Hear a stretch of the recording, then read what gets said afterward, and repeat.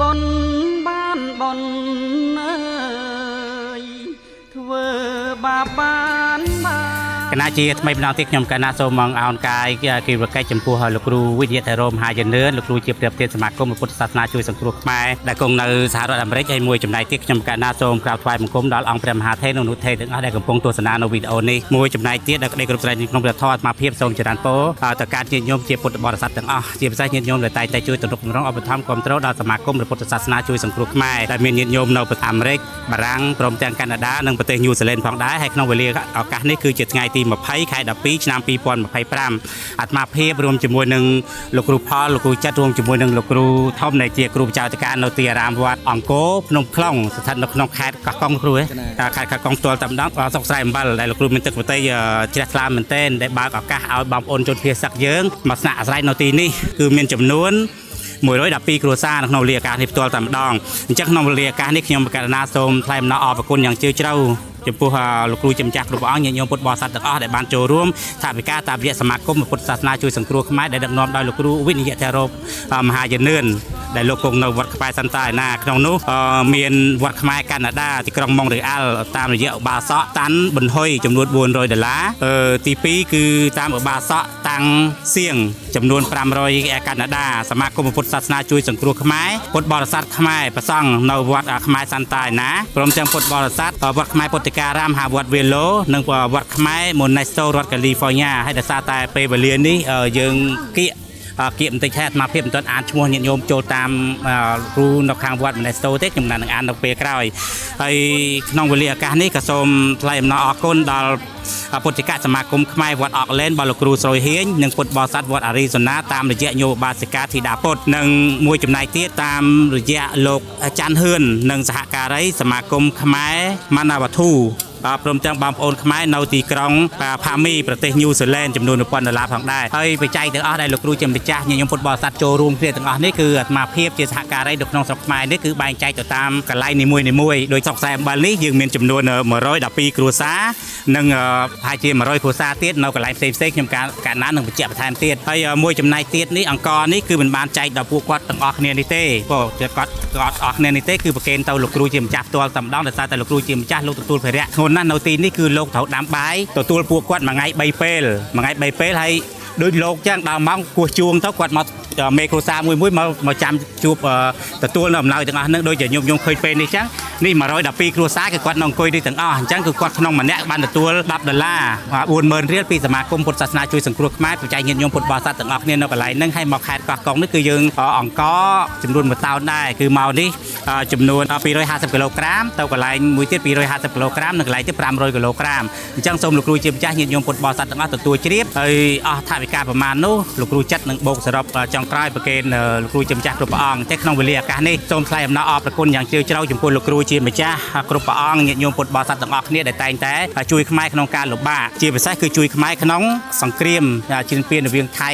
មកកាន់កម្ពុជាយើងគឺវេទនាលំបាកមែនទែនញាតិញោមពុទ្ធបរិស័ទទាំងអស់គ្នាដោយស្មារតីជំរាបខាងលើអញ្ចឹងមានស្រែមិនអាចធ្វើមានផ្ទះមិនអាចនៅមានភូមិមិនអាចរក្សាអញ្ចឹងសុខចិត្តភៀសយកតែអាយុជីវិតសិនទេមិននៅកន្លែងសិក្សាណាមួយអញ្ចឹងនៅក្នុងវេលាឱកាសនេះសូមលោកគ្រូជាម្ចាស់ញាតិញោមពុទ្ធបរិស័ទទាំងអស់ចូលរួមចែកទានជាមួយខ្ញុំកណាអាត្មាភាពទាំងអស់គ្នាហើយសង្ឃឹមយ៉ាងមុតមមថាលោកគ្រូជាម្ចាស់ញាតិញោមពុទ្ធបរិស័ទទាំងអស់គ្នានឹងចូលរួមចែកជាទានសង្គ្រោះដល់ប្រជាពលរដ្ឋភៀសសឹកយើងនិងកងទ័ពជួរមុខយើងជាមួយអាត្មាភាពទាំងអស់គ្នានៅពេលក្រោយៗទៀតដែលសារបញ្ចប់ពីខេត្តកោះកុងស្រុកស្រែអំបិលនេះទៅអាត្មាភាពនឹងចុះទៅខេត្តពោធិ៍សាត់បន្ទាប់មកទៀតយើងនឹងទៅបាត់ដំបងសារជាថ្មីប្រទីមានជ័យសារជាថ្មីហើយនឹងទៅសៀមរាបដល់មានជ័យតាមប្រតិរបស់លោកគ្រូឲ្យបានគ្រប់ខេត្តក្រុងអញ្ចឹងនៅក្នុងវេលាឱកាសនេះសូមអំពាវនាវបន្ថែមចំពោះញាតិញោមពុទ្ធបរិស័ទទាំងអស់នៅក្នុងស្រុកនិងឯនីសមុទ្រដែលតែងតែជឿជាក់លើសមាគមពុទ្ធសាសនាជួយសង្គ្រោះខ្មែរហើយតែងតែផ្ដល់ទានសង្គ្រោះនានានោះសូមមេត្តាចូលរួមបន្តទៀតព្រោះសង្គ្រាមនេះគេមិនឈប់ឆាប់ទេអញ្ចឹងប្រជាពលរដ្ឋខ្មែរយើងប្រឈមមុខនឹងផលប៉ះពាល់ខ្លាំងមែនទែនអញ្ចឹងសង្ឃឹមថាលោកគ្រូជាម្ចាស់ញាតិញោមពុទ្ធបរិស័ទទាំងអស់គ្នានឹងបន្ត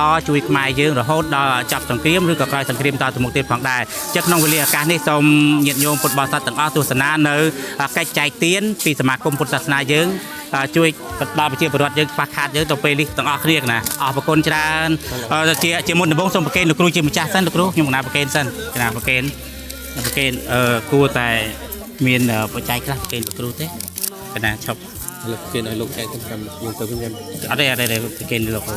គ្រូខ្ញុំកណាប្រកេននេះសម្រាប់ទឹក $50ដែរ$50ហើយនឹងបច្ច័យទាំងអស់នេះប្រគេលោកគ្រូទុកដាក់នេះទុកដាក់លោកគ្រូទុកដាក់ហូតដែរអរគុណលោកគ្រូណាអរគុណច្រើនគណៈមុនចែកឥឡូវហើយគណៈមុនចែកឥឡូវហើយអរគុណច្រើនគណៈតាទូលោកគ្រូមុនចែកដែរលោកគ្រូមុនចែកដែរប្រគេទៅលោកគ្រូ2ដងនេះទៅលោកគ្រូមុនចែកដែរខ្ញុំបច្ច័យមិនច្រើនទេបាន$10បងណានេះជួយថ្លៃសាំងថ្លៃមហោបខ្លះហើយលោកគ្រូលោកឧបត្ថម្ភអត់ច្បាស់អត់គ្រប់ខ្ញុំអាចបានខ្ញុំណា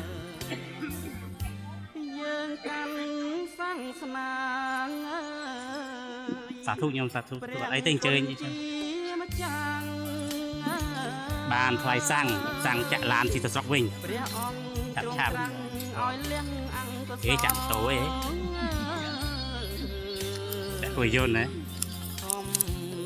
ថ្ងៃខ្ញុំមកពីប្រកភូមិណាមកពីខេត្តកោះកុងស្រុកដូស៊ីម៉ាស្រុកដូស៊ីម៉ាតែលោកគេពងតា10ទូទៀតឬយប់មិញទូទៀតបងមិនទូប្រហែលគ្រាប់នៅតែ10គ្រាប់ទៀតឥឡូវមានអីពីពេកជូនពោម្ចាស់ទៀតណាសូមជូនពោដល់ម្ចាស់អំណោយសូមឲ្យគាត់ជួបតែសេចក្តីសុខហើយអរគុណដែលគាត់យកអំណោយមកចែកដល់ពួកខ្ញុំទាំងអស់គ្នាដែលជាជនភៀសសឹកចាជាជនភៀសសឹកអរគុណសូមឲ្យគាត់ជួបតែសេចក្តីសុខហើយសូមឲ្យពួកខ្ញុំសុខដូចគ្នាឆាប់បានទៅផ្ទះវិញបើថាចង់ឲ្យសង្គ្រាមចាប់បានទៅផ្ទះវិញអរគុណច្រើនលោកគ្រូជាម្ចាស់ញាតិញោមពុទ្ធបរិស័ទទាំងអស់គ្នានេះគឺជាទស្សនវិជ្ជាទាំងស្រុងនៃការផ្ដល់នៅទានសង្គ្រោះពីសមាគមពុទ្ធសាសនាជួយសង្គ្រោះខ្មែរជូនដល់ជនភៀសសឹកបងប្អូនភៀសសឹកយើងនៅក្នុងខេត្តកោះកុងនេះផ្ទាល់តែម្ដងជាង100គ្រួសារអញ្ចឹងសង្ឃឹមញាតិញោមពុទ្ធបរិស័ទទាំងអស់នឹងចូលរួមបន្ថែមទៀតជាមួយអាត្មាភាពអរគុណច្រើន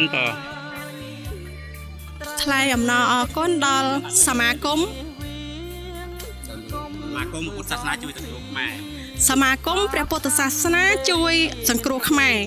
ចាសូមអរគុណទាំងប្រធានសមាគមនិងសមាគមទាំងមូលឲ្យជួបតែសេចក្តីសុខសេចក្តីចម្រើនគ្រប់គ្នាខ្ញុំសូមលើកដល់ទៀតអាត្មាចរានពូលាទៅវិញខ្ញុំណាសុខសប្បាយទាំងអស់គ្នាឲ្យបានទាំងអស់គ្នា